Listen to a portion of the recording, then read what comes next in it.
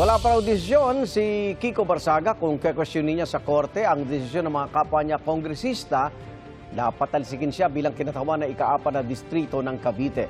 Ayon sa House Ethics Committee, sa kabila ng 2 suspensyon na ipinataw na noon kay Barsaga, nagpakita pa rin umano siya ng ugaling hindi karapat-dapat para sa isang mambabatas. Yan ang unang balita ni Rafi Tima. With 265 members voting in the affirmative, 14 in the negative, and 8 abstentions, the findings and recommendations contained in Committee Report number 298 are hereby adopted. Madam Chair, Representative Barsaga is hereby notified of the action taken by the House on Committee Report number 298. Sa botong yan ng mababang kapulungan ng Kongreso, pinatalsik si Kiko Barsaga bilang kongresista ng 4th District ng Cavite. Ayon sa chairperson ng House Ethics Committee, kahit pinatawan na ng 2 60-day suspension, tila hindi pa rin nagtanda si Barsaga at nagpatuloy sa paglabag ng House Rules, partikular ang Rule 20 ng Section 141A at B o Unparliamentary Behaviors at Section 4AB ng Republic Act 6713 o Batas sa Tamang Decorum o Pag-uugali ng isang pampublikong opisyal.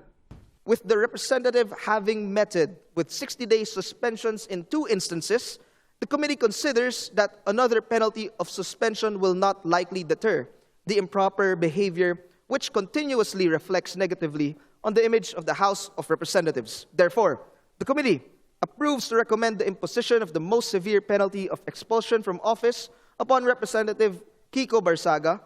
Nasa loob ng sesyon si Barsaga nang basahin ang rekomendasyon para sa kanyang pagpapatalsik. Ilang kongresista naman ang agad tumayo para questionin ang rekomendasyon ng expulsion. Sino ba ang tunay na baliw?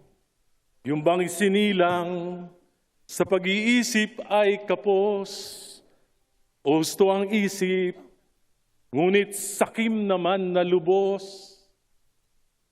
Ang mga social media posts and speeches ni Kong Kiko Barsaga na bumabatikos sa pamahalaan sa Administrasyong Marcos at iba pang opisyal ng pamahalaan kabilang na ang Kamara at Senado, gaano man ka-provocative o ka-harsh, ito ay hindi sapat na dahilan upang pagkaitan natin ng kinatawan ang daan-daang libong mamamayan ng Dasmariñas, Cavite.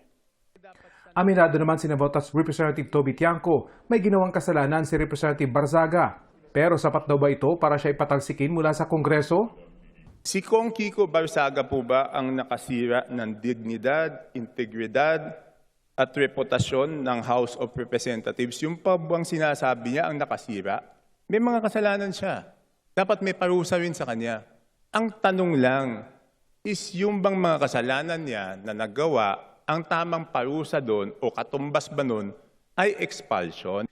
Si Representative Jose Pepito Alvarez ng 2nd District ng Palawan na nagsabing kaibigan niya ang ama ni Congressman Barsaga, derechahan sa kanyang manifestation. Gusto ba ninyo na manatili yung animal na yan dito? Animal in the sense na pusa daw siya.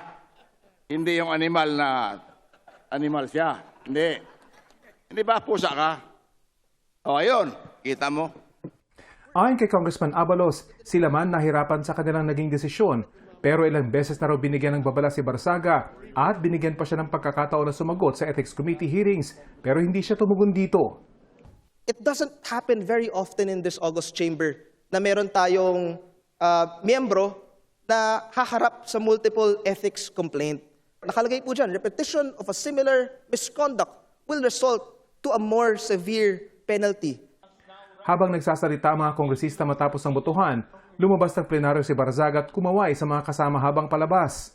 Sa ngayon daw, wala pa siyang desisyon kung kukwestiyonin niya sa korte ang desisyon ng kanyang mga kapwa kongresista. I-enjoy na lang daw muna niya ang kanyang bakasyon.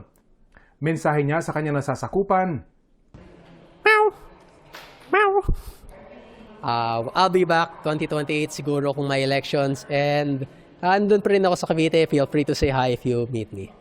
Okay? But ngayon, private citizen muna si Kong Miao Miao. Ito ang unang balita. Rafi Tima, GMA News.